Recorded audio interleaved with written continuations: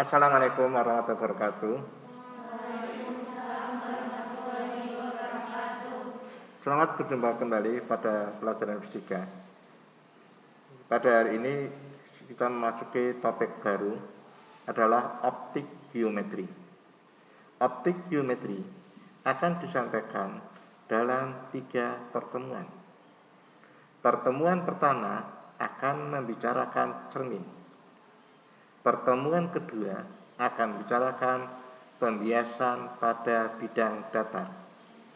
Pertemuan ketiga akan membicarakan pembiasan pada bidang lengkung. Ya.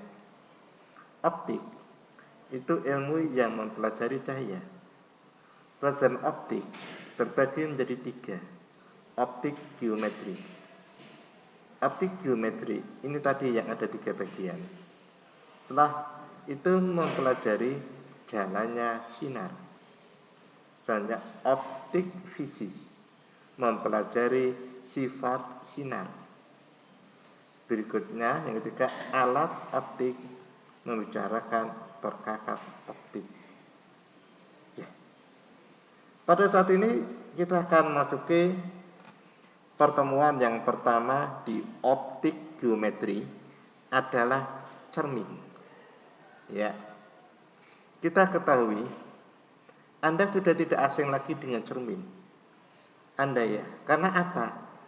Cermin adalah suatu benda yang paling dekat dengan kehidupan seorang wanita. Ya. Kamu berangkat sekolah pasti bertemu dengan cermin. Ya. Ya, cermin datar yang sering ketemu setiap hari itu. Baik putra atau putri itu sudah terbiasa dengan cermin. Ya, cermin itu terbagi menjadi 2 bisa, 3 bisa. Kalau terbagi menjadi 2, itu adalah cermin datar dan cermin lengkung. Cermin lengkung terbagi 2, cermin cembung dan cermin cekung. Kalau yang terbagi 3 langsung cermin datar, cermin cembung, cermin cekung, gitu loh ya. Jadi bagi 2 boleh, 3 boleh. Oke. Sebelum kita mempelajari cermin, kita akan mempelajari tadi sudah kita bicarakan bahwa optik. Optik adalah ilmu yang mempelajari cahaya atau sinar. Nur, ya. Banyak sekali istilah. Nama orang ada yang pakai sinar, apalagi dian, gitu ya. Radon, gitu, sinar juga. Sifat-sifat cahaya memiliki cepat rambat 3 kali 10 pangkat 8 meter per sekon. Tinggi, kecepatan sangat tinggi. Kalau dalam kilometer 300.000 kilometer per sekon. Oke. Cepatnya sangat tinggi. Oke. 2. Merupakan gelombang transversal. Itu menurut arah rambatnya. Bunyi cahaya merupakan gelombang transversal menurut arah getarnya. Tapi menurut mediumnya, cahaya merupakan gelombang elektromagnetik. Berarti merambat tidak membutuhkan medium. Oke. Pada topik ini, elektro itu adalah listrik. Magnetik itu adalah magnet. Jadi cahaya yang dihasilkan oleh medan listrik dan medan magnet itu dari kata elektromagnetik. 3. Merambat dalam arah lurus. Ya. Nanti pada gambar sinar itu karena rambatannya lurus adalah berupa garis lurus. 4. Arah rambat tidak dapat dipengaruhi medan magnet atau listrik, jadi tidak bermuatan. Ya. Yang kelima, bagian dari spektrum matahari. Warna spektrum itu warna, bagian dari warna matahari. Warna pelangi itu ada berapa anak-anakku yang cantik? Jangan dong. Ada berapa? Ayo. 7. Merah, jingga, kuning, hijau, biru,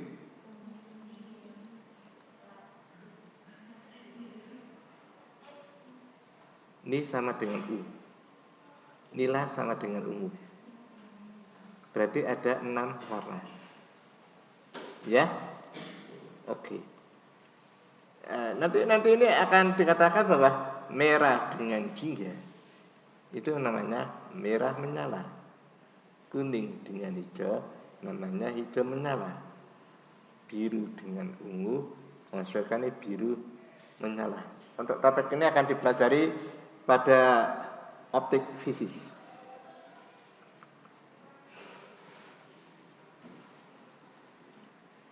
Sifat-sifat cahaya sebagai gelombang elektromagnetik di cahaya sebagai gelombang elektromagnetik adalah dapat mengalami refleksi. Refleksi itu ada pemantulan ya. Sifat cahaya sebagai gelombang elektromagnetik. Oke ya. Oke. Mengalami refleksi itu pemantulan. Kedua, dispersi atau refraksi. Dispersi atau refraksi itu pembiasan. Ya, pembiasan di cahaya itu gampang. Nanti itu masuk di fisis bisa. Optik geometri bisa. Contoh yang paling sangat klasik sejak dulu adalah pensil masukkan gelas itu loh. Akan kelihatan terpatahkan, padahal itu enggak patah. Itu pembiasan gitu ya. Nah, terus yang selanjutnya adalah difraksi. Itu pelenturan. Ya. Oke, akan dijelaskan tadi yang pelenturan, cahaya itu bisa membelok. Loh. Kenapa bisa membelok? Ya. Kamu di ruangan ini terang ya. Bisa lihat saya karena ada apa? Ada cahaya. Oke, cahaya. Dari mana? Dari matahari. Bisa masuk ruang kelas? Bisa kan? Karena kami bisa melihat saya dan lihat teman-teman itu. Berarti cahaya bisa apa? Membelok. Ya kan? Kita bisa melihat karena adanya cahaya itu loh. Berarti bukti cahaya bisa membelok. Kami bisa lihat ini cahaya di mana? Di luar sana. Ini ada gedung-gedung gitu loh. Jadi cahaya bisa membelok. Gitu ya. Bunyi kan gampang ya. Oke.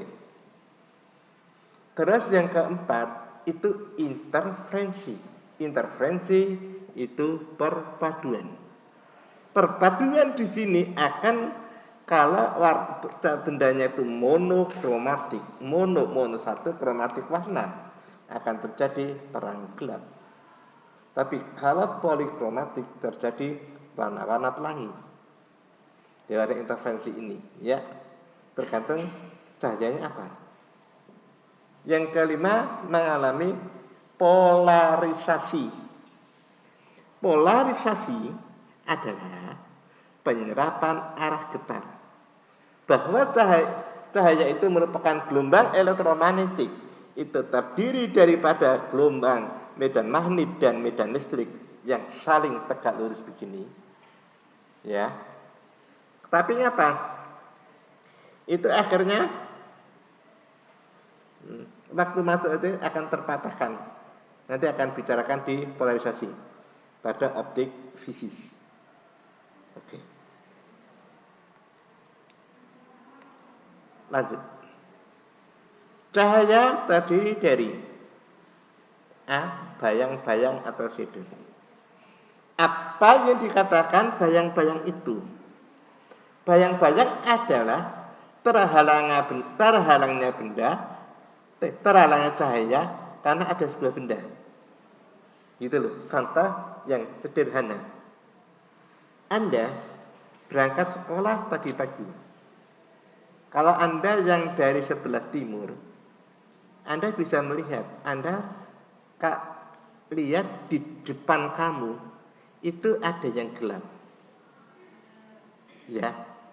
Karena apa? Cahaya itu tidak ada kamu, dia langsung menuju ke jalan. Tapi ada kamu, itu terhalang kamu. Maka di situ terjadi gelap, gitu loh. Yang gelap itu namanya umbra. Yang kurang itu namanya penumbra. Betul lah? Umbra dan penumbra. Jadi gelap total, gelap itu umbrani, gitu loh. Kan dari terang langsung ke gelap kan mungkin kurang gelap itu loh. Jadi yang kurang gelap itu penumbra, gitu loh. Umbra bayang-bayang inti tidak mendapat cahaya sama sekali. Jadi tahu ya, tertutup terhalang. Kan pergi ada lagi. Penumbra bayang-bayang tambahan masih mendapat sedikit cahaya. Oke. Sekarang yang kita bicara ada bayang-bayang. Kita tahu bayang-bayang. Sekarang ada bayangan. Kalau bayangan itu tidak terhalang cahayanya, tapi ada sinar pantul dan ada bisa pemantulan, bisa pembiasan.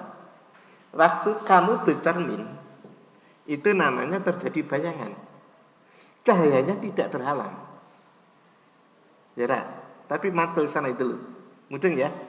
Nek bayang-bayang kui cahayanya terhalang, kalau bayangan cahayanya nggak terhalang, itu loh. Ya, itu oke. Adalah daerah terang yang berupa sinar pantul atau sinar bias. Pemantulan cahaya. Pemantulan cahaya atau refleksi adalah peristiwa perubahan arah rambat cahaya akibat menumbuk medium tertentu. Ya, pemantulan. Ya, menumbuk medium tertentu. Nah, pemantulan terbagi menjadi dua. Adalah pemantulan baur. Nah, pemantulan baur adalah pemantulan yang permukaannya tidak rata. Yang permukaannya tidak rata. Itu pemantulannya baur. Ya, tapi kalau permukaannya itu teratur, itu namanya pemantulan teratur. Gitu ya. Kamu pernah lihat enggak pemantulan baur yang tak teratur dari intervensi? Mungkin kamu pernah lihat tasbih. Ada tasbih yang kelihatannya ada warna pelangi itu, ada warna-warna itu. Tapi pada itu warnanya putih polos, putih bening. Kalau Anda pegang, itu dia nggak rata gitu loh. Nggak bener ya. Jadi kan permukaannya nggak rata, dia kena cahaya, cahaya datang terus mantul, terjadi hal yang lain, terjadi intervensi. Maka terjadi seperti ada warnanya gitu loh. Betul ya? Tasbih itu ada kan? Yang kita ada warnanya, ada kan nggak ada warnanya kan? Cahaya ya, datang pantul terjadi intervensi. Itu yang namanya pemantulan baur. Nek pemantulan teratur adalah yang permukaannya datar. Oke. Nah, saya bisa mengadakan pemantulan teratur itu adalah permukaan yang licin. Nah, ya, licin. Halus dan licin ya. Oke. Kita lanjut ke hukum pemantulan cahaya. Pada pemantulan cahaya, kalau Anda perhatikan ada sinar, ya, ada sinar datang. Pada sinar datang ini menuju sebuah permukaan datar. Sinar datang. Dari permukaan datar kita belum mikir pantulnya ya. Titik ini. Adanya ini ditarik garis tegak lurus pada permukaan ini yang dinamakan garis normal. Jadi garis normal selalu tegak lurus dengan permukaan. Ya, normal. Terus ini ada pembiasan. Besar sudut datang sama dengan sudut pantul, mengukurnya dari garis normal. Itu ya, mengukurnya dari garis normal. Kalau nanti soalnya di sini yang diketahui, ini kan nggak dari garis normal, I-nya harus dari garis normal, gitu loh. Mudeng ya, harus. Kita ukurnya ini, sinar datang, garis normal, dan sinar pantul terletak pada satu bidang datar. Nih. Sinar datang, sinar pantul, garis normal terhadap satu bidang datar. Satu bidang datar itu pada sebuah permukaan. Ya, dari permukaan. Sudut datang I ini sudut datang I, cahaya sama dengan sudut pantul N. Oke.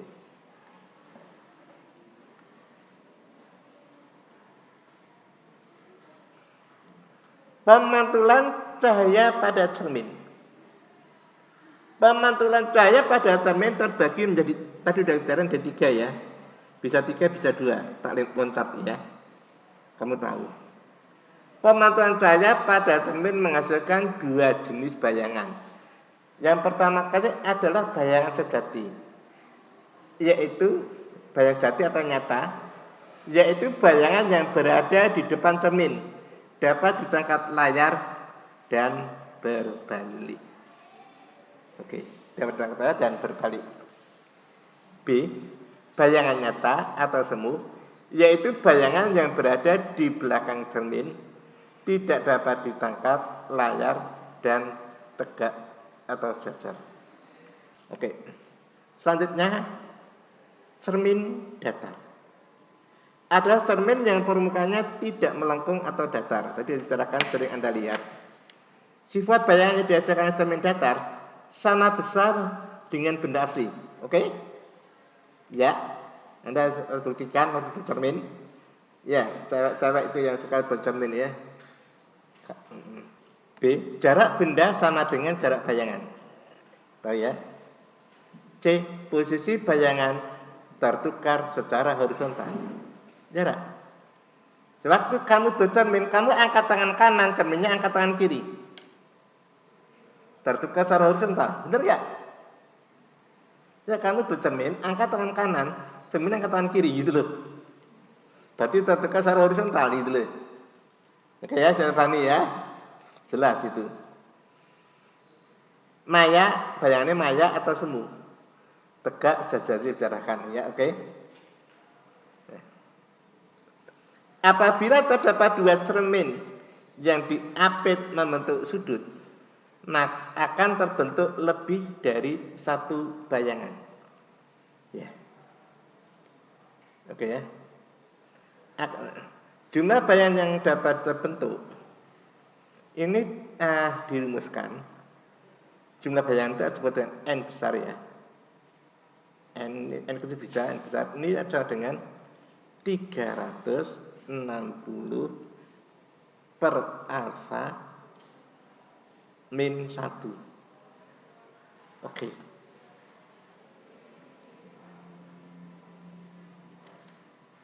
Ini nggak dipakai ya. Sama ini nggak dipakai ya.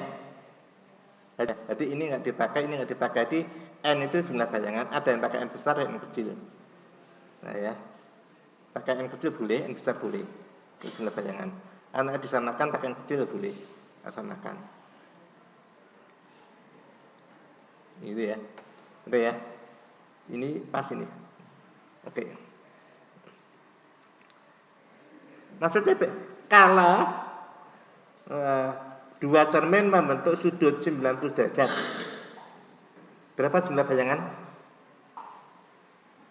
Alfa ini 90 derajat. Ini kan 3 ini 360 derajat. Nah, alfa ini 90 derajat. Berapa jumlah bayangan?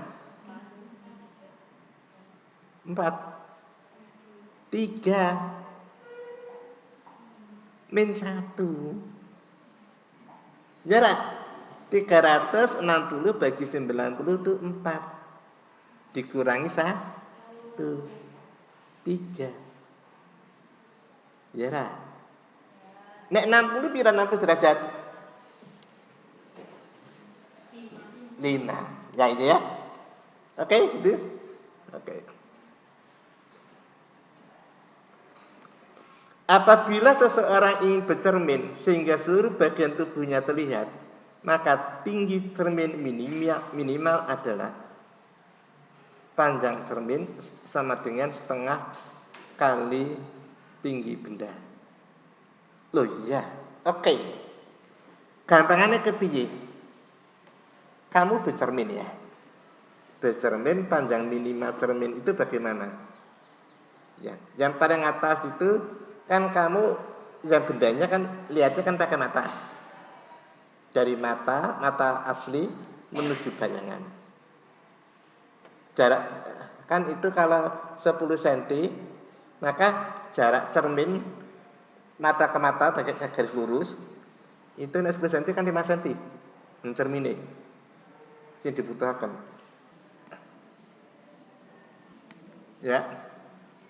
Ini kan ini kan mata ke mata, ini kan cermin ini. Ini kan jarak mata ke kepala ini 10 cm. Ini kan tengahnya kan 5 cm tuh nih. Separuh nih. Kalau sini ini kan juga separuh nih gitu loh. Itu ya. Oke.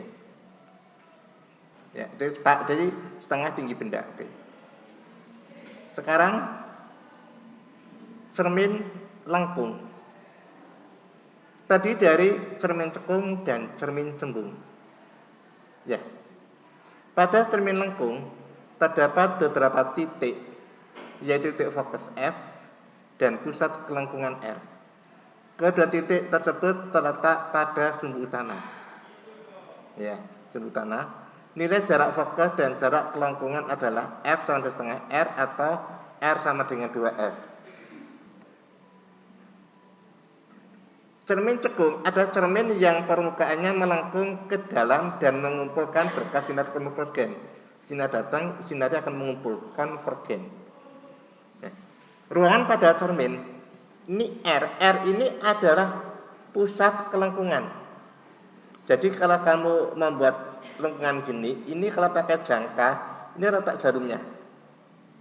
Ya, titik. Nah, oke. Jarak fokus itu F kecil. Tapi ini F besar ya. Itu titik fokus. F besar itu nama letak titik fokus. F kecil jarak fokus gitu loh. Bisa bedakan ya. Oke. Antara O di sini ke sini ruang 1, ini ke sini ruang 2, ini ketiga. Ini pas di fokus di R. Jadi selebihnya dari R ruang 3 kurang dari R sampai lebih besar dari F ruang 2, ini ruang 1, sini ruang 4. Ruang 4 ini maya. Oke. Sifat bayangan yang dihasilkan cermin cekung dapat bermacam-macam. Sifat bayangan ditentukan oleh ruangan cermin. Sifat bayangan. Ruang 1 itu berada di mana anakku? Di depan. Ruang 4 berada di belakang. Berarti bendanya nyata, bayangannya maya. Pasangan enggak? Nyata dengan maya. Tadi apa? Ini kan benda di ruang 1 kan bendanya nyata. Bayangannya maya. Ya tak? Nek nyata karo maya berarti tegak. Gitu loh. Ini maya, oke. Kita lihat nomor ruang bayangan. Nomor ruang bayangan 1 dengan 4 itu lebih besar, bayangannya lebih besar. Kalau ruang bayangan lebih besar, maka diperbesar. Oke? Nek benda di ruang 2, bayangan di ruang 3. Bendanya nyata, bayangannya nyata. Nyata dan nyata pasangan enggak? Enggak. Berarti terbalik. Sejati, nyata ya. Terus ruang bayangannya ini 3, sini 2. Besar mana? Besar ruang bayangannya ya. Berarti diperbesar. Oke? Ini yang benda di ruang 3, bayangan di ruang 2. Ini benda nyata, bayangannya nyata-nyata pasangan enggak? Enggak. Berarti terbalik. Bendanya sejati, karena ruang bayangan lebih kecil, maka diperkecil. Ya. Oke. Dari sini Anda bisa menyimpulkan nggak? Ini yang kita. Kesimpulannya apa? Halo anakku yang cantik. Jumlahnya sama dengan 5. Ya lah. Gitu. Oke. Kalau benda difokus akan ini ya. Nah dibalik ya sama saja. R di R. Oke. Kita perhatikan animasi di sini. Kita buatkan sebuah label. Ya. Ini titik fokus. Ya. Ini cermin cekung. Oke. Ya. Kita perlebar ini. Oke. Apa ini kejadiannya? Ya. Kejadiannya di sini. Ini kan titik fokusnya di sini. Berarti ini benda di ruang 3. Benda di ruang 3, bayangan di ruang 2. Terbalik. Nek benda di ruang 2, bayangan di ruang 3. Nek benda di ruang 1, bayangan di ruang 4. Gitu loh. Kalau benda di fokus, tak teringat. Gitu loh ya. Udah benar itu ya. Katakannya. Kalau benda di R, di R lagi. Dan posisi terbalik. Gitu loh. Yang ini ya. Untuk gambarnya seperti ini. Supaya kita cepat. Gitu. Ini sudah kita bahas tadi ya. Jadi yang kita bahas. Selanjutnya, sinar-sinar istimewa pada cermin. Kalau Anda gambar, yang pertama, sinar yang sejajar sumbu utama. Ini namanya sumbu utama. Ya. Ini kita betulkan, ini namanya apa? F besar ya. Bukan F kecil. F kecil jarak fokus. F besar titik fokus. Itu loh. Sinar yang datang jajar sumbu utama akan dipantulkan menuju F. Ini sinar datang sumbu utama menuju sampai ke cermin, titik langsung melalui fokus. Itu ya, itu kita gambar. Yang B, sinar yang datang melalui fokus akan dipantulkan jajar sumbu utama. Nah, ayo dipantau jajar sumbu utama ini melalui fokus. Dari mana? Ini suka benda ini loh, benda tarik ke situ dia. Terus sinar yang datang melalui R, pusat kelengkungan, akan dipantulkan kembali ke tempat apa? Ke sana, ini juga kembalikan. Oke.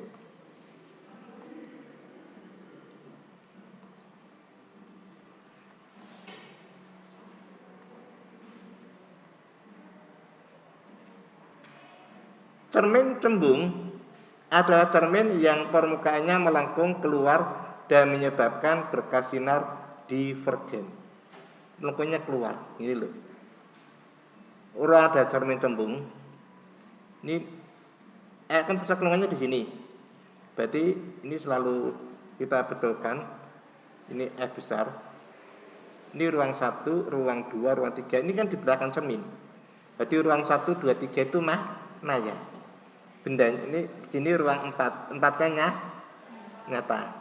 Jadi kalau benda itu kalau pakai cermin cembung, benda itu selalu di ruang 4. Bayangin di ruang berapa? Di ruang 1. Ya lah. Bayangannya kan lebih kecil nomornya. Maka diperkecil gitu loh. Bendanya nyata, bayangannya maya. Tegak gitu loh. Ya. Tegak diperkecil ya. Oke. Itu. Contoh cermin cembung itu spion ya. Anda sudah biasa kenal spion. Sifat bayang adalah maya, semu, tegak, jajar dan selalu diperkecil karena bendanya selalu di ruang 4. Sinar istimewa. Sinar istimewa pada cermin cembung, sinar yang datang jajar sumbu utama akan dipantulkan seolah-olah dari F. Ya, sinar yang datang jajar sumbu utama. Sinar datang dari sumber. Sampai ke sini dulu. Berhenti. Terus seolah harus ditarik dari titik fokus. Montuli.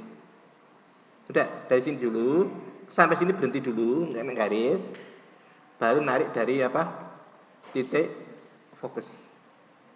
Oke.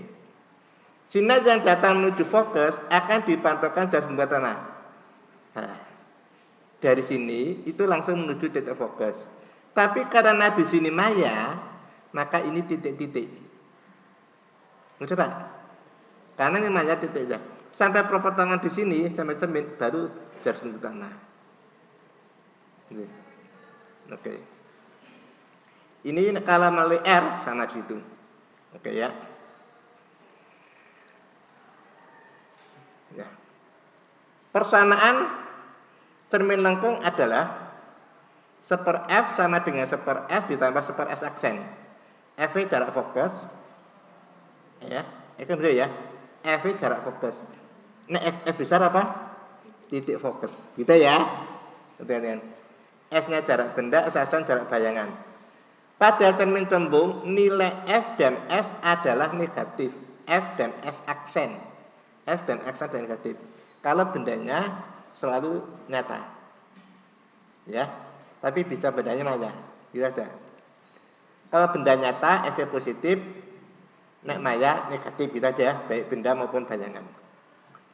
Sehingga persamaan cermin lengkungnya menjadi ini sebetulnya kita apakan saja satu aja ya. Nek cembung F-nya negatif, gitu aja ya. Nek cekung F positif, satu rumus, kerjakan rumus. Perbesaran benda pada cermin lengkung dapat dirumuskan, ini sudah dapatan sini. Oke? Itu aja ya anak-anakku yang tercinta, ya. Pertemuan ini saya akhiri di sini. Assalamualaikum warahmatullahi wabarakatuh.